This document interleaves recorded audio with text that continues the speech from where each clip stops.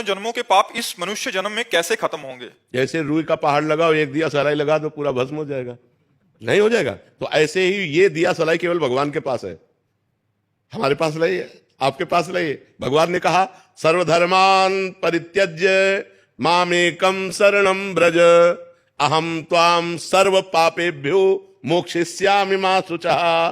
तू सब धर्म कर्म को मेरे समर्पित करके मेरी शरण में हो जा, मैं तेरे सारे पाप नष्ट कर दूंगा, मैं तेरे सारे पाप नष्ट। भगवान सारे पाप नष्ट कर देंगे। तो हमें भगवान का नाम जप करना चाहिए, भगवान का नाम कीर्तन करना चाहिए, भगवान की लीला कथा सुननी चाहिए, भगवान के भक्तों का संग करना चाहिए, सब में भगवान की भावना करके सेवा करनी चाहिए। हमारे सारे पाप भगवान नष्ट कर देंगे। कभी कलश जीवन में रह के कभी कभी कुछ ना कुछ मुश्किलें आती है, मतलब ध्यान ऐसे भटक जाती है। नहीं, मुश्किल ध्यान भटकता तो सबका है और मुश्किलें सबके आती हैं, आपकी ही बात नहीं है। हर मुश्किल से लड़ने के लिए हमें मनुष्य जन्म मिला है, भागने के लिए नहीं। सबके पास मुश्किलें हैं, चाहे बाबा जी हो, चाहे गृहस्थ हो, चाहे जवान हो, चाहे बूढ़ा हो, चाहे स्त्री हो, चाहे पुरुष हो, कोई ऐसा नहीं जिसके जीवन में मुश्किलें ना हो। क्यों भाई, तुम मुश्किल रहित हो क्या? हम भी मुश्किल में है, तुम भी मुश्किल में हो, लेकिन हम मुस्कुराते हैं, तुम चिंता में हो। मुस्कुराहट बनी रहे मुश्किलों में, इसीलिए मनुष्य शरीर मिला है। और वो तभी हो सकता है जब भगवान से जुड़े हो। अगर भगवान से नहीं जुड़े तो आप मुस्कुरा नहीं सकते, पक्का समझो। भारी से भारी विपत्ति और दुख में भी जो मुस्कुरा के कदम बढ़ावे वही तो मनुष्य है। जब भगवान को विपत्ति मिली तो हम इंसान को क्यों नहीं मिल सकती? राम जी को सुबह राज्य मिलना था और सामय के 14 वर्ष का वनवास मिला। थोड़ा विचार करो कि अगर हमारे पास ऐसी विपत्ति हो तो जीना मुश्किल हो जाए। सुबह चक्रवर्ती राजा बनना है और शाम के नंगे पैर वनवासी वेश 14 वर्ष किसी ग्राम में नहीं जाना।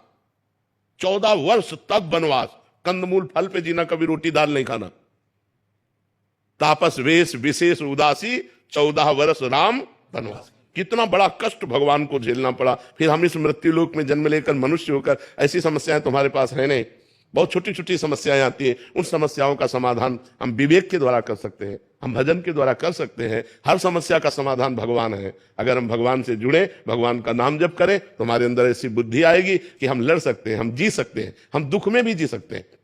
तो यही कला आप भी सीख सकते हो। खूब नाम जप करो, भगवान से चित्त को जोड़ो। मरना तो है ही यार, एक दिन तो मरना ही है सबको। रो रो के क्या मरना है यार, आनंद पूर्वक। आज हमें दुख है तो मुस्कुरा के जीते, कल सुख आ जाएगा, अपने आप आ जाएगा। जैसे दिन है वैसे ही रात, रात आई दुख, दिन आया सुख, ये एक क्रम चलता रहता है। दुख सुख, सदैव कोई दुखी नहीं रहता और सदैव कोई सुखी नहीं रहता। सब दिन होत ना एक समान, दिन बदलते रहते हैं। तो हमें चाहिए मुश्किलों में हम कमर कस लें कि अब मुश्किल आई है, अब मुझे भगवान का सहयोग लेकर इसे जीतना है, इसे हारना नहीं है।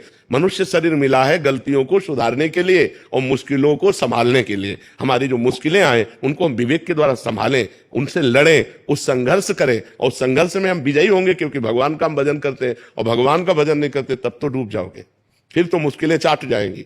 अगर भगवान का भरोसा है और भगवान का भजन है तो बड़ी से बड़ी मुसीबत से भी निकल जाओगे, पक्की बात समझो।